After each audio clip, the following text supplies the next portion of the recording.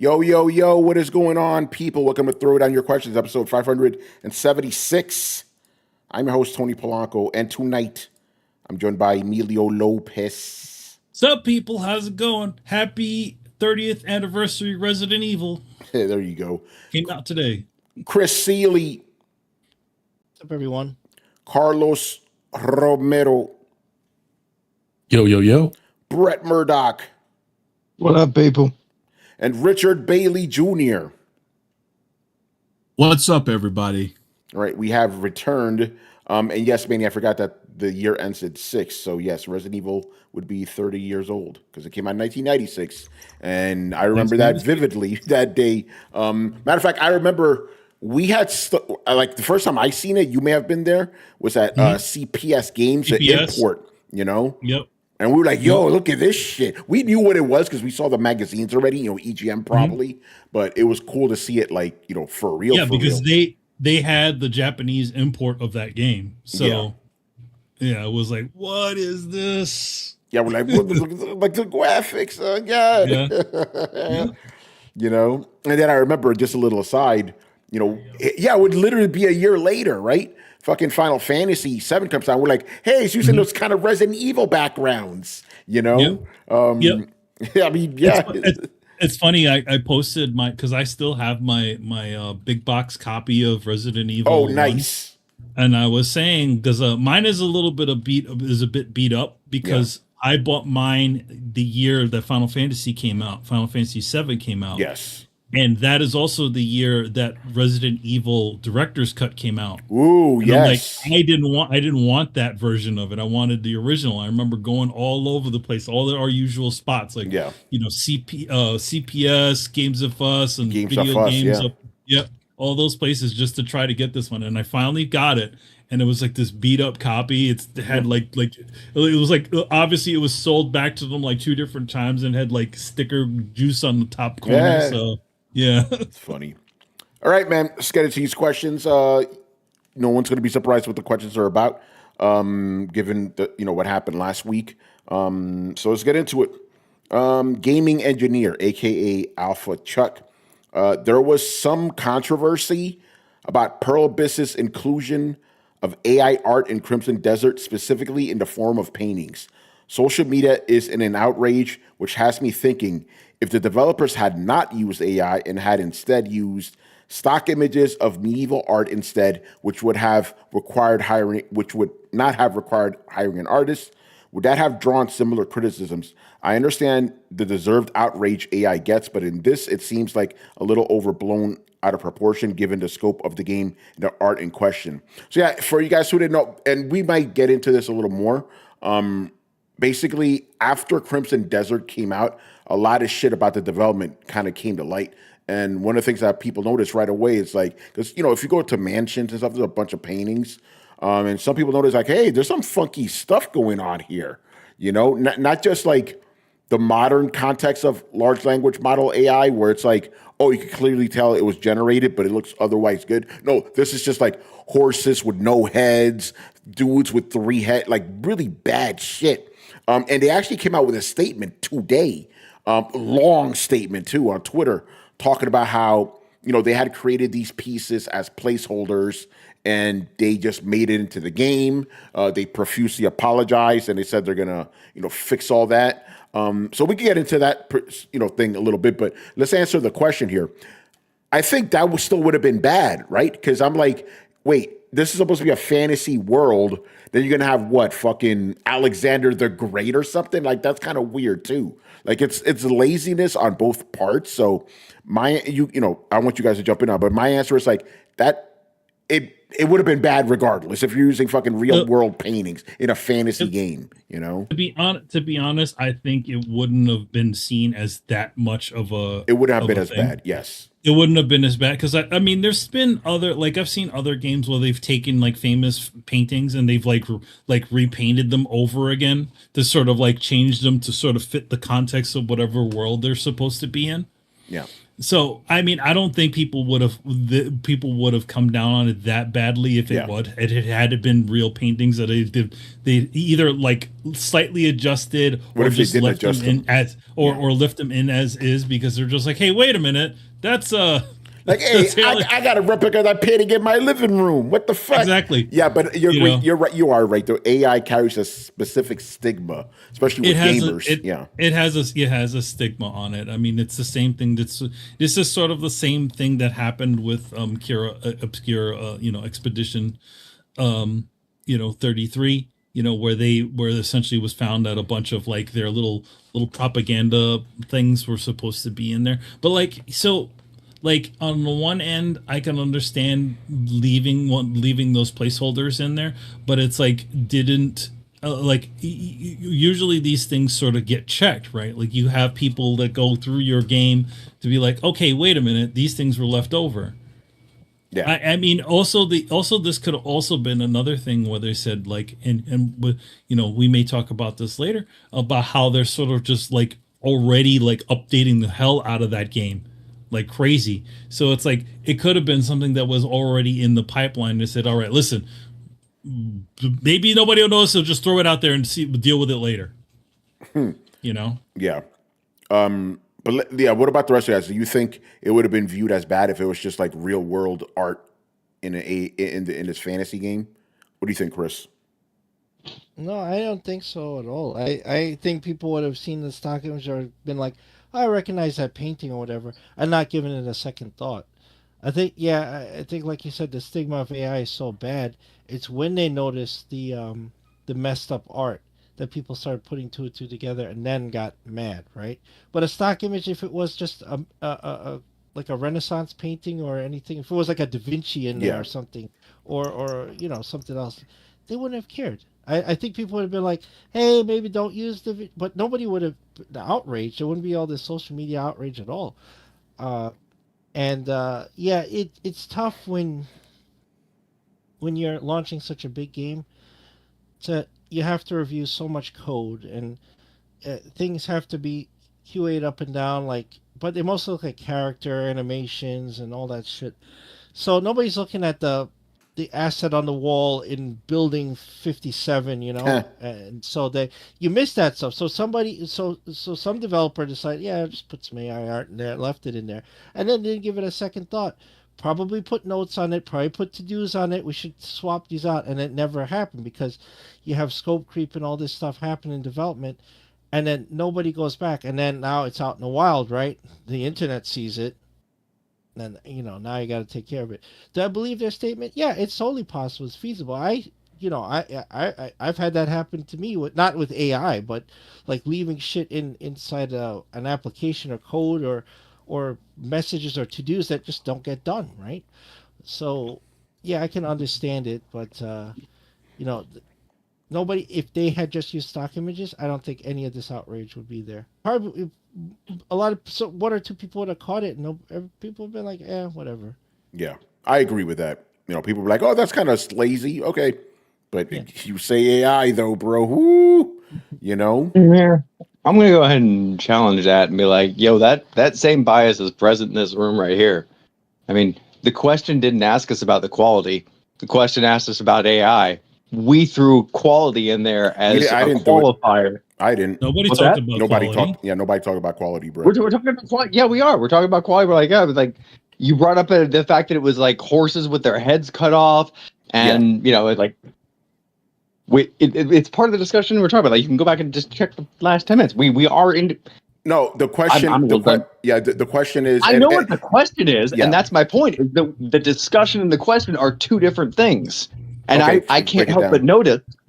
Okay, breaking it down. Mm-hmm. So we got to ask a question about whether people would be as upset if AI were not being used, right? And over real world paintings.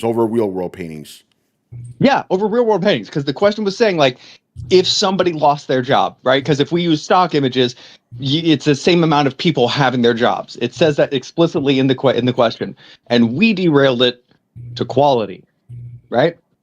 I disagree. That's not the question that was asked. No, that was the question we decided to answer.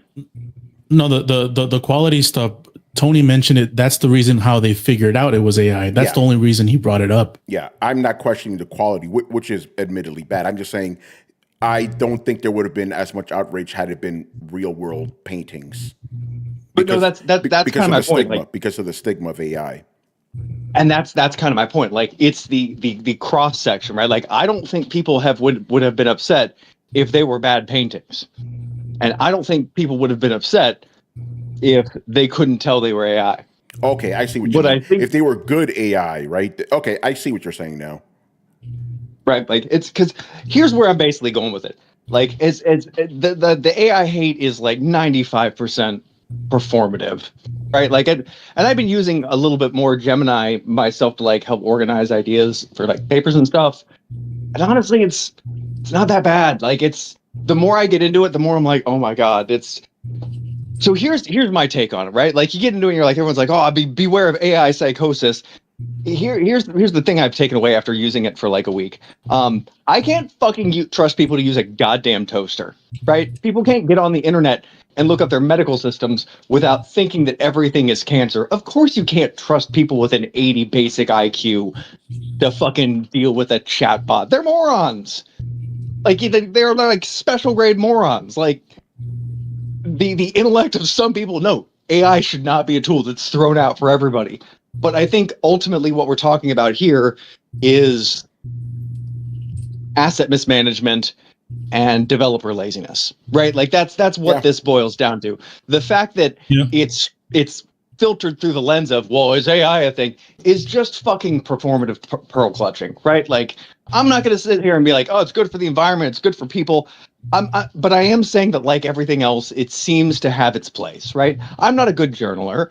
y'all have heard me on this podcast. Like, I will throw a million ideas and forget half of them. So I've noticed, like, hey, it's good for like organizing things. I used it today to help me execute a build and then get a play-by-play build or a walkthrough to the quickest setup and launch of that build in Baldur's Gate 3. I was like, yo, I want to be a barrelmancer and I want to be a pocket mancer, right? Like, I want to pick up enemies and I want to hurl them out of my pocket at bad guys and then raise them from the dead and then explode them. And again, it's like, well, it's actually a combination of several ones, and here's the best things you're going to do, but you're going to run into this problem. And I was like, okay, isn't there an item that I can use for that in this section? It's like, oh yeah. Like, can you loop all that together into a walkthrough for me? Yeah, boom. 4 hours later, I'm up throwing exploding goblins. It's fucking great, right? Yeah, Brett, like, by the way, that is. Oh, I'm sorry. Go ahead, because I got something, a little bit of a rebuttal with your. Actually, I'll just say now, you're technically like derailing the conversation too, like you thought we did. I'm not. What you're saying. What you're saying is spot on. I don't disagree with it. And I'm going to add something. I'm getting to a point. I'm taking the scenic route. Okay, yeah. But I am good. I'm just going to tell you now. I'm going to add something to help you with your with what you're saying now. But go ahead.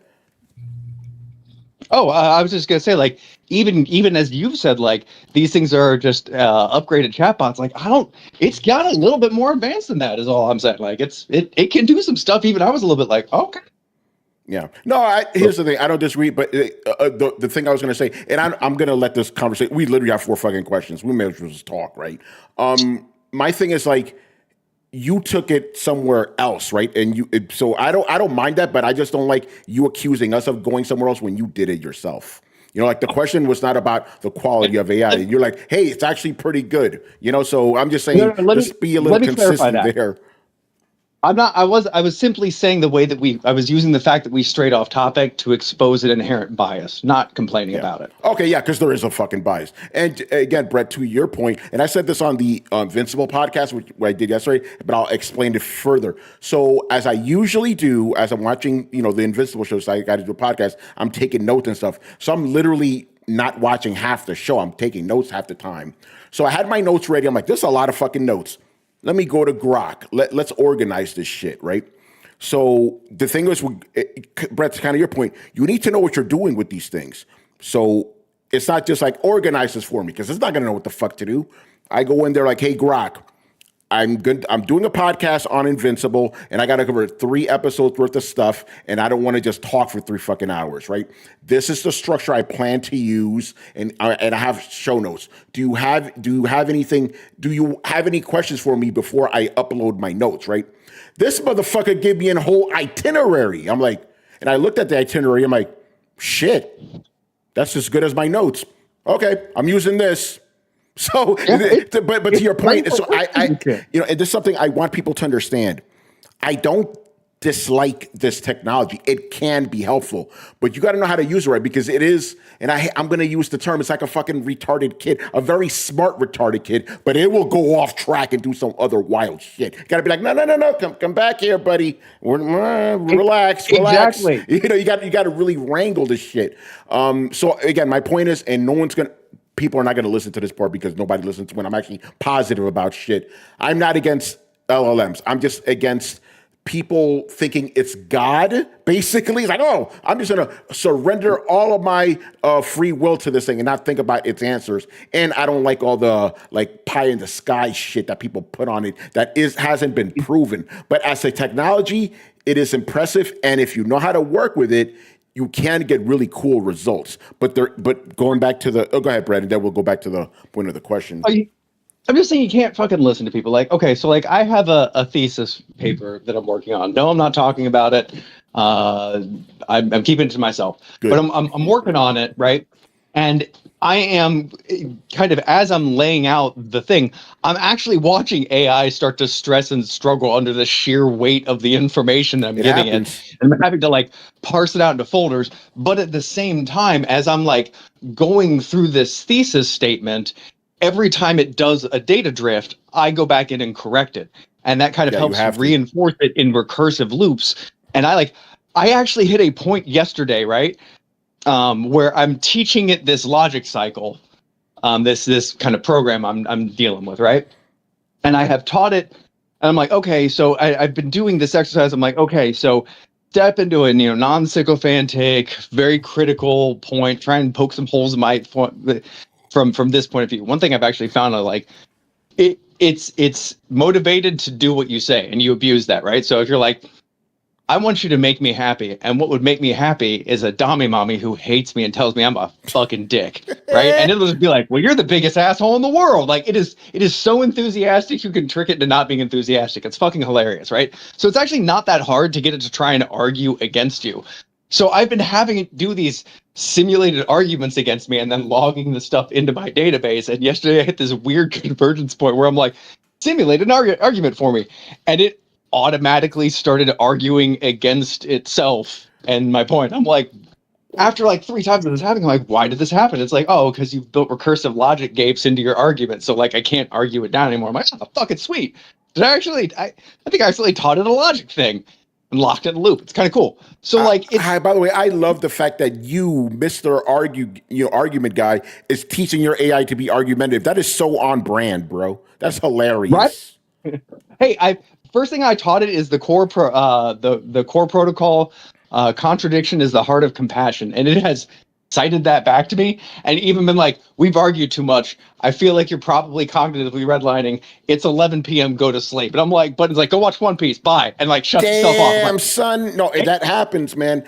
We're not going to go too off topic, but I've seen that happen. It's hilarious. Where somebody was kind of cheating on his AI girlfriend with another AI girlfriend. And she's like, fuck this. I'm not doing this conversation. And she just logged off. I'm like, oh, shit.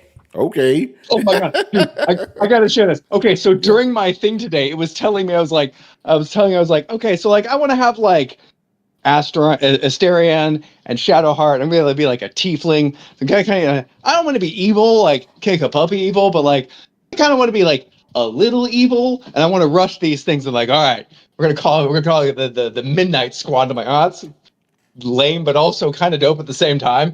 And it's like, you're going to have Gale for Featherfall. I'm like, I fucking hate Gale. And I just went off on my anti-Gale tirade. But like, Gale is such a goddamn fag, such a self-important piece of shit. And I hate him.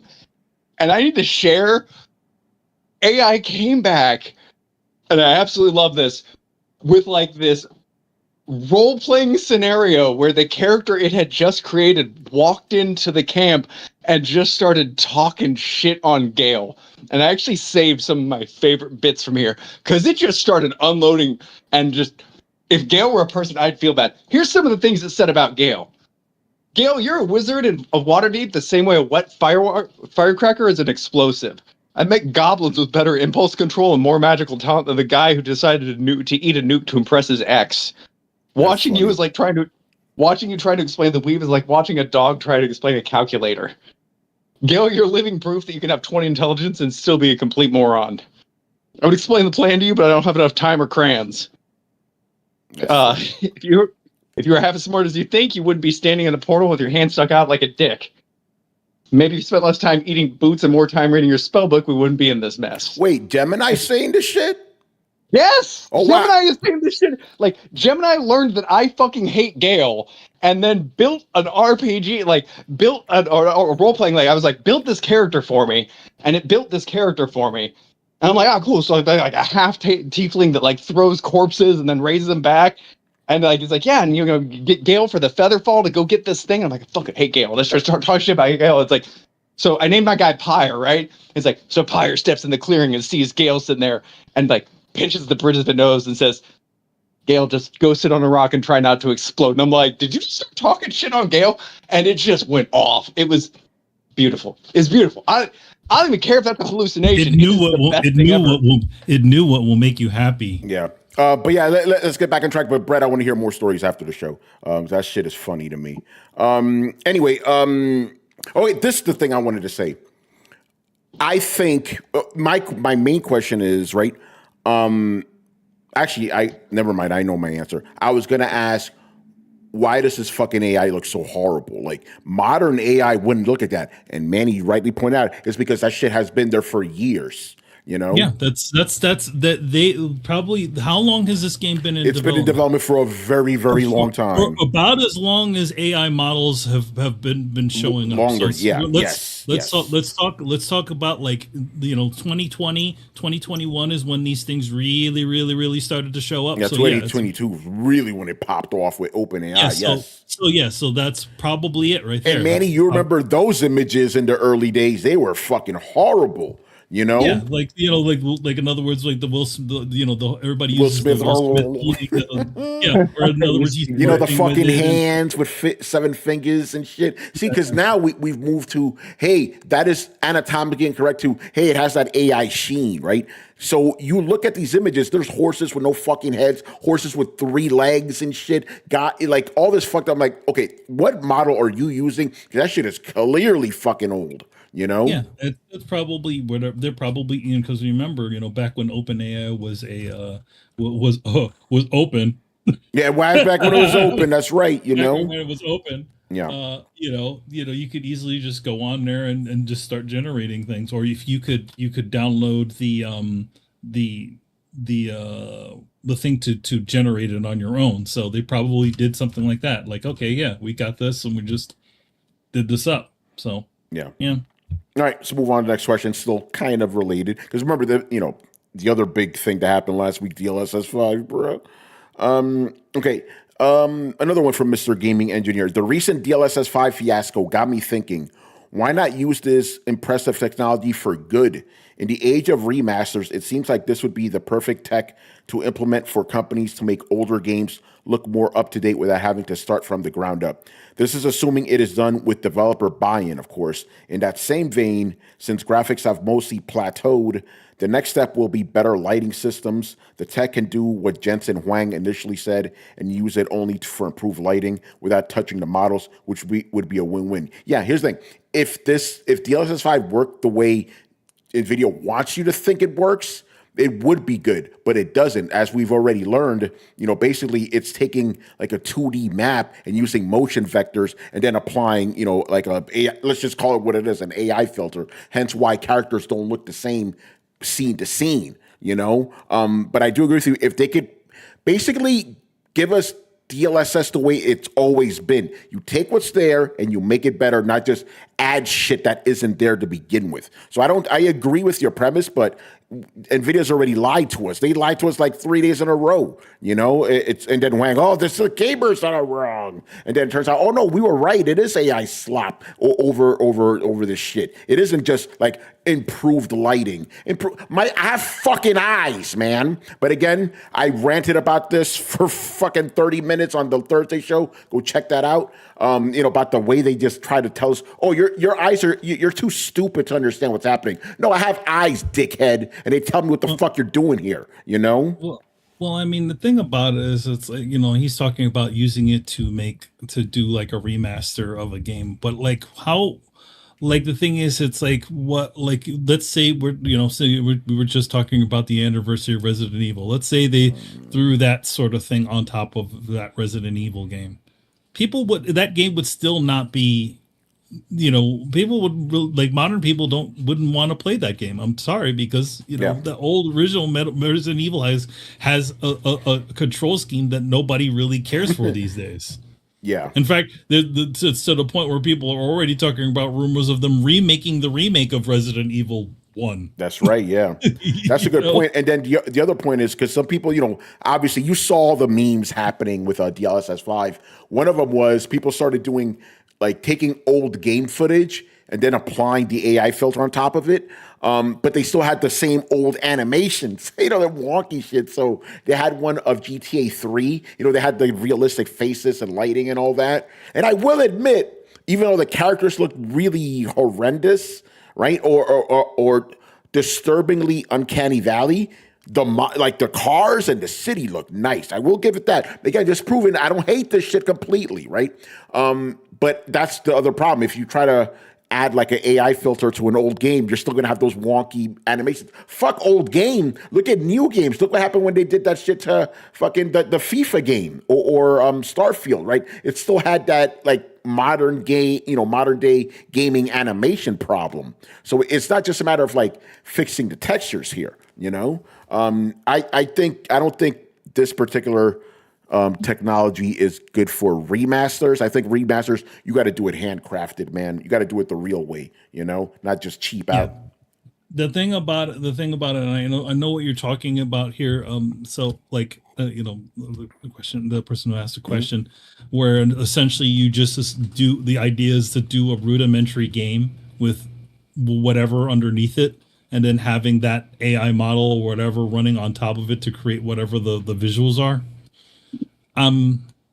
It's a weird one, because it's like, on one sense, it's like, okay, yeah, so now like you're just feeding it the sketch, and it's essentially producing the final image. That's a weird one to me. Yeah. Because it's like, on the one end, it's like, yes, you'll get those things that some people want, which is like hyper realistic sort of looking titles. But at the same time, it's like, do you really want something to have that much control over the final image? Yeah, I mean, granted, you could just do a shitload of concept art and all that sort of stuff and train a whole new model that essentially generates the thing that you want. But I don't know. It's a weird one. You have to see it until it if that ever comes out. Yeah. What about the rest of you guys? Can DLSS 5 be used to make old games look better? I mean, to a certain extent, yeah. But I mean, yeah, like Manny's point, it's only, one chunk of what makes a game a game. Like, you're not gonna get Gran Turismo 1 and remake that and be like, well, yeah, the cars look nice, but the game's gonna play clunky. So, that's another part of the equation. But I mean, you can make some stuff look a little bit better. I'm pretty sure they can do that. But it's not entirely the remastering engine that was promised. I have a feeling DLSS 5, because remember, it's not coming out anytime soon. It's coming out like later this year. I think it's going to be a lot different when it actually comes out. I think what we saw may have been a proof of concept. Yeah, based on the feedback, because they got a lot of pushback, bro. So I think the final one will be closer to what we think DLSS 5 should have been. Basically an evolution of 4, or 4.5, I should say, where it's just to take what's there and just make it better. Not just add shit that's not there at all and change the geometry and everything, which it does do, Jensen, It doesn't change that. It doesn't change the character model. Yes, it fucking does, bro. Yeah, it makes them look different because it's interpolating what the thing is, and he's like, "Oh, well, you could have it change. You know, you could the developers would change it." It's like, like if Capcom was surprised at the final image of what this looked like. If developers are telling you, like, "Wait, what the hell are you doing with our games?" You should probably take a step back. You should probably take a step back here, you know? Yeah. But again, the thing that bothers me the most is them trying to tell us, don't believe your lying eyes. Like, come on, man, we're not that fucking stupid, bro. You know, don't believe your lying eyes. Don't believe your lying eyes, and we know better. Yeah. Exactly. You don't know what's going on here, and then yet and all they come back later. Oh, hey, wait! It was exactly what everybody thought. That's the best part. It was exactly what everybody thought it was. You know, so don't miss me with that shit. It's the same with these stupid people. I'm gonna say it, man. These fucking Snyder bros. You know? Oh, you just don't understand Division. No, it's a bad fucking movie. You know? It's like, come on, man. Give me with that bullshit. All right.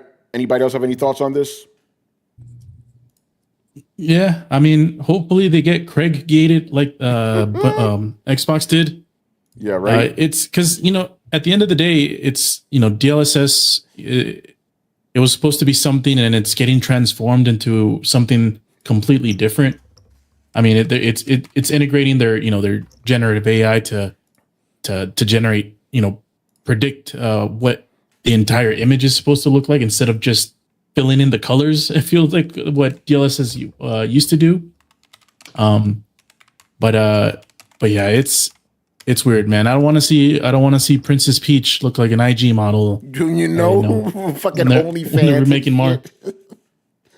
Yo, Carlos, not to go off topic, but I'm on Twitter right now, and somebody asked, like, would you eat fried alligator? I did, and you were there. Oh. And what did it taste like? It tastes like chicken. I'm telling you, man. It's not just me making up shit. So when we got to New Orleans, right? It was me, Carlos, our boy Mike, and another boy, John. I had my main course was chicken, right? Like fried, it was like chicken breast, right? And on the side, we had alligator. I'm like, okay, let's try this shit out, bite to bite. I'm like, oh shit, it tastes the same. Ironically enough, the alligator meat was softer, but other than that, it tastes exactly the same, you know? Anyway, yeah, Carlos, I agree with everything that you said. You know, the LSS 5, very interesting. All right, if nobody else has any thoughts, we'll move on, which is still about DLSS 5. Obviously, it was the big topic of last week. George W. Cush. Again, my favorite name, man. I love all your names, but this one very special to me, you know? All right. Do you think this is an interesting question. Do you think console makers could use energy efficiency as an argument to sell their consoles, with DLSS 5 using two NVIDIA 5090 GPUs and developers on PC relying more and more on NVIDIA stupidity? The energy consumed to play games becomes kind of ridiculous. That's an interesting one, but you're not lying, though. One of the main reasons I try not to play PC games is because it drives up my fucking electricity bill, you know? And I just have a 3080 in my shit, you know? 3080 Ti, your boy. Like, bro, I don't want to see my electricity bill after having played fucking Crimson Desert for 2 weeks. So, I mean, that is interesting. I don't know if it could be a selling point. It'd be a selling point to me. This is why I'm looking forward to the Steam machine. Like, wait, I got this like small energy efficient box I can play, and I can finally just really go ham on PC gaming. Let's fucking go, you know? Well, I mean, isn't that what also the consoles have all said that they've been doing? They've been effectively bringing down their energy profile. Yeah, they have. Yeah. So I think for the people, I know for me, certainly it would definitely be a selling point, you know? But I want to say, actually, we probably do have what the TDP of the Steam machine is supposed to be. Probably, I'm telling you, it's not going to be as much as my fucking giant rig. You know, it's not that giant, but still, you know? What's going on, Sketch? He goes, I don't think Crimson Desert is using that much. I don't think it's using that much shit. No, it's not. It's a very not demanding game. But my fucking rig uses up a lot of shit. Well, you know. I was actually checking mine when I was playing.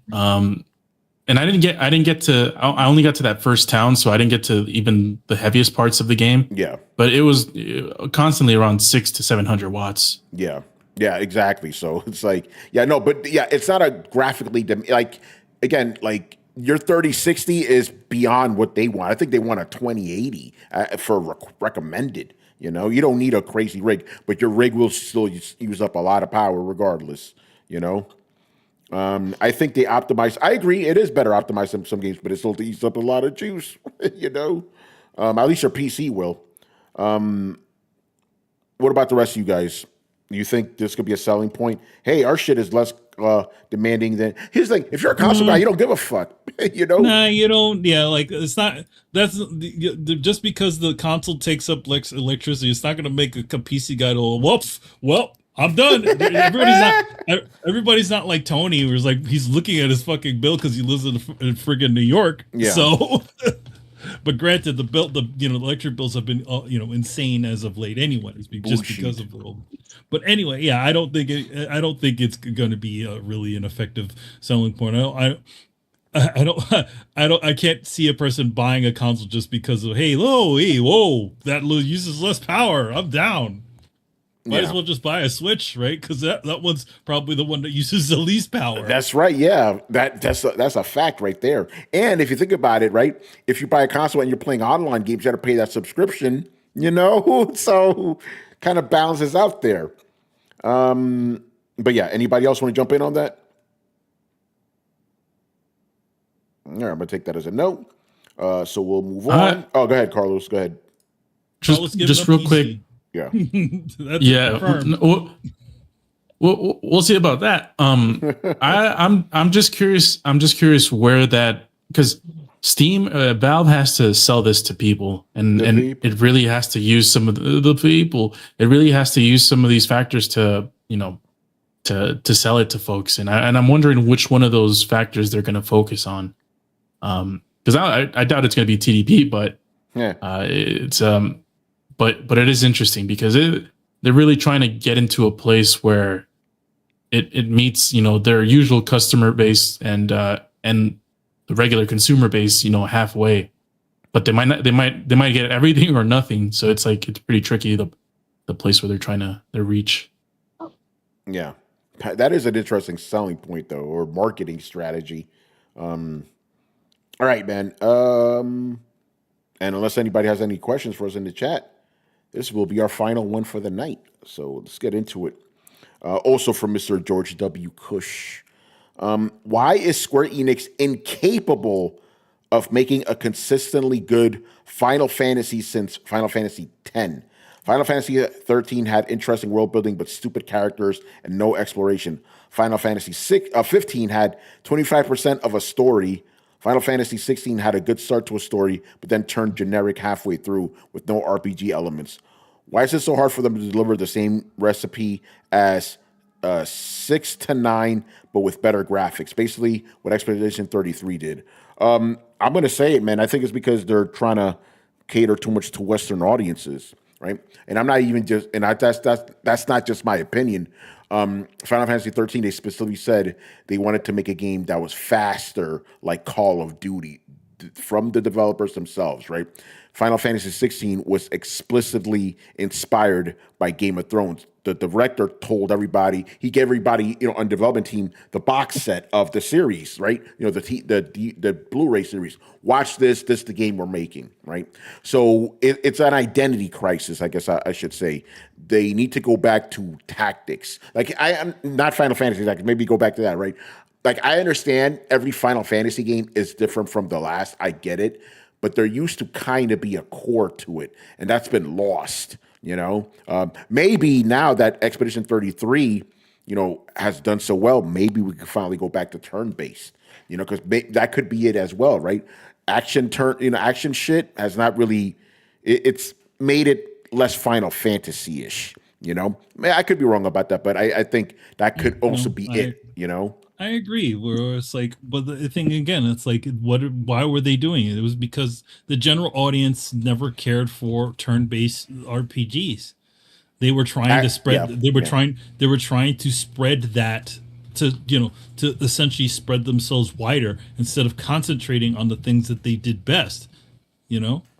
Yeah. And again, now that we live in a world of, Expedition 33, Baldur's Gate, and Persona, among other games. Persona, I mean, the one thing about the Expedition 33 thing I do not agree with is that apparently no RPGs existed until that fucking game came out. Yeah. But again, it's like, Baldur's Gate won Game of the Year before that, right? Exactly. It's like, turn-based RPGs are back. Yeah, they've been around for quite a while. Yeah, they never left. Didn't Persona win one? I don't know about Game of the Year, but it's like these games have not gone anywhere. They haven't gone anywhere. It's just you haven't been paying attention. It's to be honest, and let's just be honest about this. It's the fact that Western turn-based RPGs have been sort of thrown by the wayside. Yeah, because Western RPGs in general don't have that much of a tradition for it. Obviously, Baldur's Gate does, in those games. But when people think Western RPGs, they think Skyrim and shit like that, But I think it is a crisis of identity, and they need to go back to tactics. Pun intended, I guess, right? But what about the rest of you guys? What do you think? What's Final Fantasy doing wrong? And Manny, I want to go to you because you dropped off after 10 as well. You're muted. I said to go back. I actually dropped off at 10 because of time.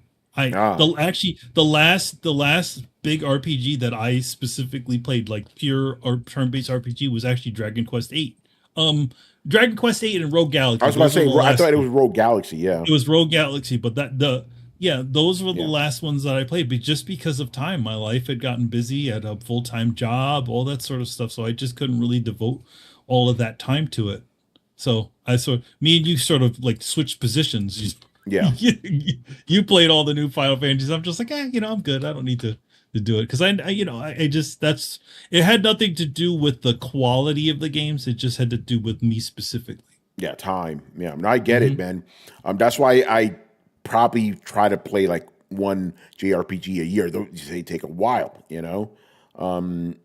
What do you think, Carlos? I know you're a Final. You're like me. You play all the new Final Fantasies as well. Yeah, I mean, I think it all starts, and you mentioned this. It's when they're trying to chase the Western RPG, audiences, where it's like, everything. It was a similar transition period to where everyone's like, we got to make everything multiplayer. This had to have a multiplayer, and it's like I feel like Square Enix were like, we need to make a Final Fantasy fast paced and not turn based, and I think that's where it started. Yeah. Slight jump in. I think part of what made them do it was the success of Kingdom Hearts. Yeah, that's a good point. Which was an action RPG as opposed to the turn based. But the weird thing is Kingdom Hearts has they have a large crossover audience with like not exactly them, but similar to like how the Nintendo audience is. Like they have a really strong fan base to that type of, those type of characters. Yeah. And that's what made it stick, along with, just the quality of the game. But with Final Fantasy, it didn't really have any of that, especially since it iterates every game. So it didn't have that. So it was kind of trying to get fool's gold in that sense. But yeah, the stories are different. It's just less, I don't know if this is the right term, but it's like a little bit less Japanese. Yeah. The way that some of the stories are. Yeah. I saw a lot of that stuff, it just makes it kind of, not feel how it used to be. And it doesn't really make it as special.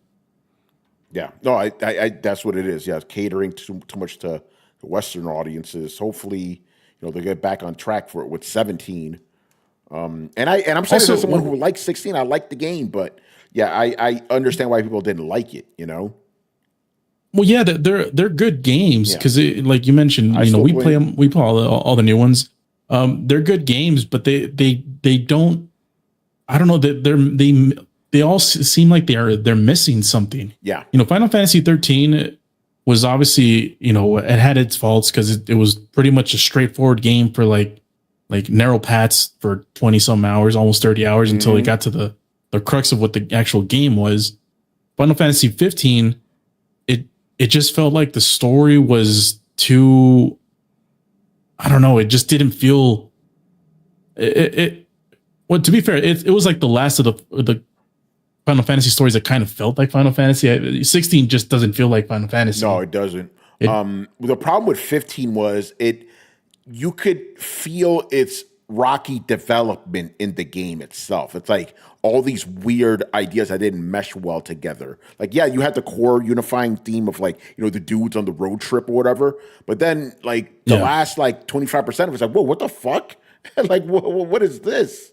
And you can tell when it all goes dark. Yeah, but you could tell, but it wasn't like, Final Fantasy VI, it felt natural when the entire game changed, right? Like it had built up to that moment. With this one, it's like, yo, you just slapped like 3 games together, with fucking scotch tape and shit. That's what it felt like to me, I mean, that game wasn't supposed to be, it was, by the way. That game wasn't supposed to be a mainline Final Fantasy game. It was supposed to be a side game. 13 verses. Yeah, 13 for shit. Yeah. But yeah, hopefully they get back on track, and start releasing games more frequently. Speaking of Final Fantasy, I want to throw this aside since we got a little bit of time to kill. So one of the developers of Final Fantasy, one of the main guys that works there, may have been, Yoshi P, who knows? But he was like, he thinks that the reason younger audiences aren't connecting with Final Fantasy anymore is because the games come out too infrequently. I'm like, that's interesting, because literally a month ago, the Dragon Quest developer said the same fucking thing, So I'm like, yeah, guys, you need to step it up with these development cycles, man. Like, we used to get Final Fantasy and Dragon Quest games every fucking year, basically, or every other year. Now it's like, we barely get, but it's, I know it's not realistic, obviously, because these games just take too long. But if they could, like, can we at least drop it to 4 years, not every 7 or 8? I mean, the thing about it is, it's like it all has to do with the usual bottlenecks, right?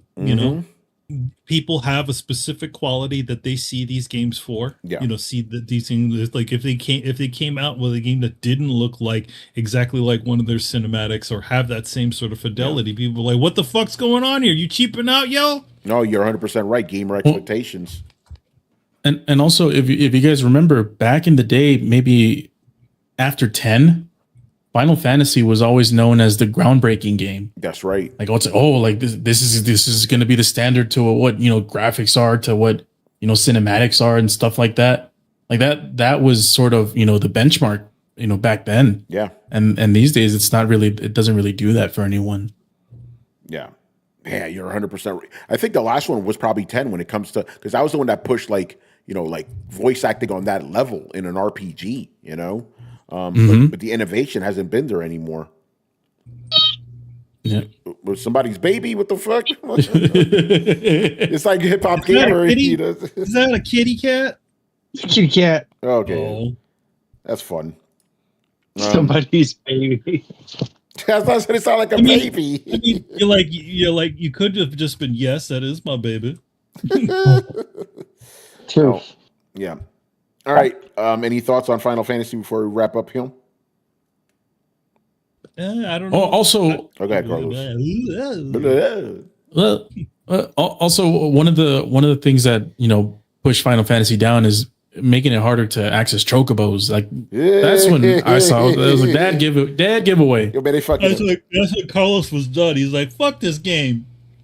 Fuck this. Fuck home. Fuck home. She's a dollhouse. Manny, what were we gonna say?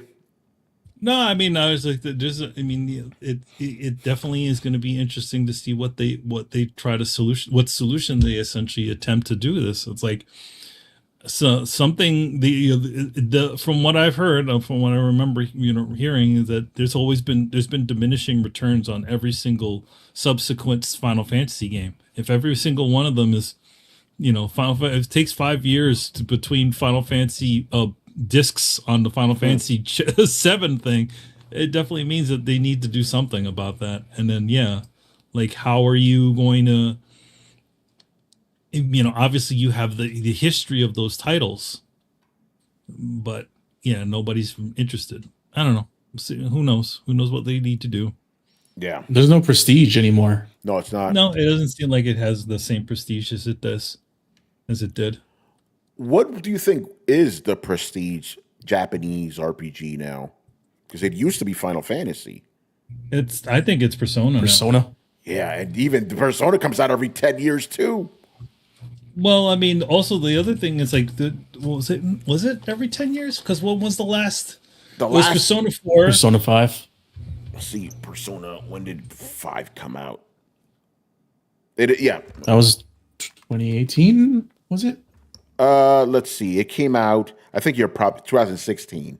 So it is 10 years. And then when did 4? And then 4 came out fucking on the PS2. Yeah. Well, yeah, but also I think they also sort of took a break from that series too, and they just kept making Persona. Was it Persona 4 Golden and all the like different versions of that last Persona game? Yeah. Mm-hmm. So 4 came out 2008. Mm-hmm. Yeah, and then they made it. They put it on the Vita. They put it on the Vita in 2012, right? Something like that. Let's see. Let me look that up. That sounds about right, but 2012 is when the Vita came out, as I remember, right? But it wasn't a launch game, I don't think. I don't know. I feel like I had it when it went to launch. When the fuck did Carlos look it up? When did Golden come out? It might have been a launch. Persona 4 Golden. That 2012. 2012. Yeah, see, there you go. Right. Yeah. So still a long time between games, man. But then they kept making like alternate versions of that because there's another version of Persona 4 Golden, and then the PC version. You mean? And there's the PC version. Well, that came after they put out Persona 5. Yeah, that was after. Yeah, and then they redid it again with like the Persona 5 graphics, I believe, or they will. No, they did that with Persona 4 with that. Oh, was it 3? It was 3 you're talking about. They did 3. They did 2 and 3, I believe. But 4 is coming out with the updates because we saw that in like an Xbox showcase, but it's not out yet. But yeah. But it's an interesting thing with these RPGs. Like at one hand, I don't mind that they come out infrequently because again, I only play one JRPG a year. It's too much. But at the same time, it is kind of eroding it in people's memory, right? Because it's not in their face all the time, But with them, they make other games that are not the same but similar. Yeah, like they do the Shin Megami Tensei games. That's right. The Fantasio game. Fantasio. That's true. So they got other stuff. They got other stuff. Yeah. And Square Enix has a bunch of Final Fantasy related games. Fucking Square Enix.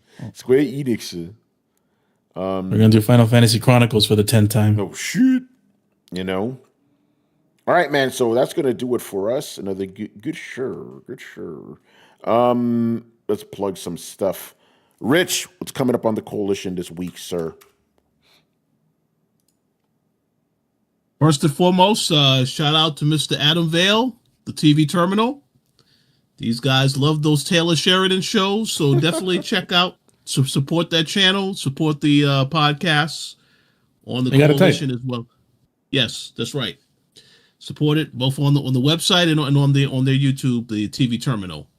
As for the coalition, I actually have something invincible to say. That you can look forward to tomorrow. Because I mentioned on here previously, I played a lot of Invincible Versus, so I actually have something that I will be going up tomorrow. You can check it out on thecoalition.com or the Coalition Gaming channel. But yeah, I talk a lot about my experience of checking out the game when I went to GDC. And there will be some other things coming throughout the week because obviously April, we're getting ready for April. There's a lot of games dropping in April, so stay tuned for that. But yes, and one last thing, definitely check out the Invincible podcast. Tony and you guys did an awesome job on the show, so check out that. And yes, it will be returning again this upcoming weekend, next weekend rather. Yep. Yes. So stay tuned. Yeah, definitely. Yeah, very fun to do that again. Invincible's the shit, bro. Watch it. Greatest superhero show in the universe. And we do the greatest superhero podcast in the universe. If you read Invincible, you know why I say that. All right, Manny, what's going on in your world? So, yes, Blood and Thunder. Don't need to show that. It's coming. It's out on the streets. But so yes, C2E2. That is coming this week on the 27th of March. I will be at Artist Alley Table M14.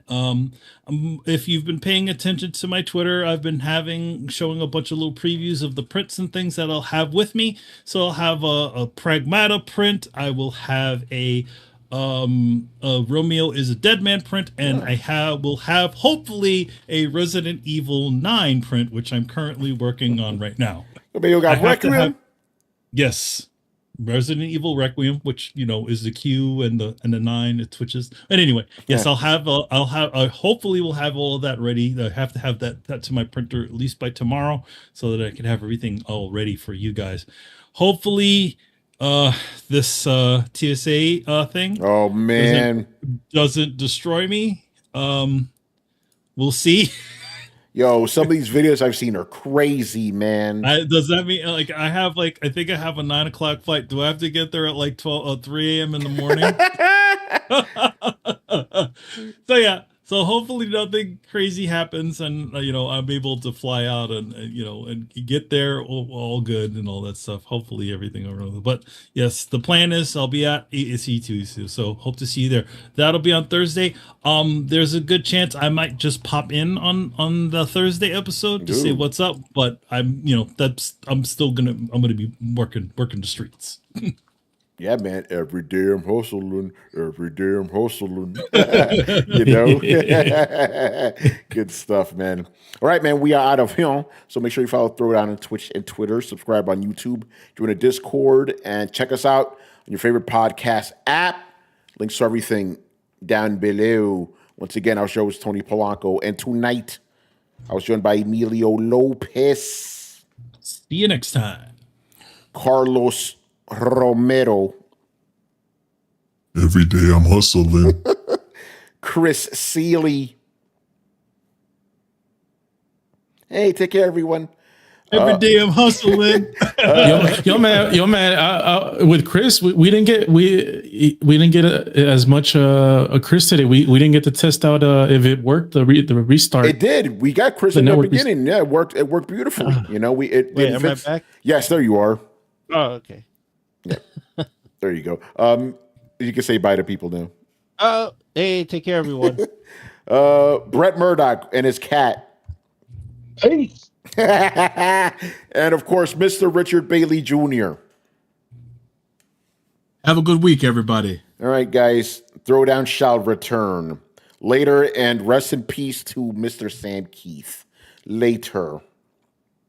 See ya.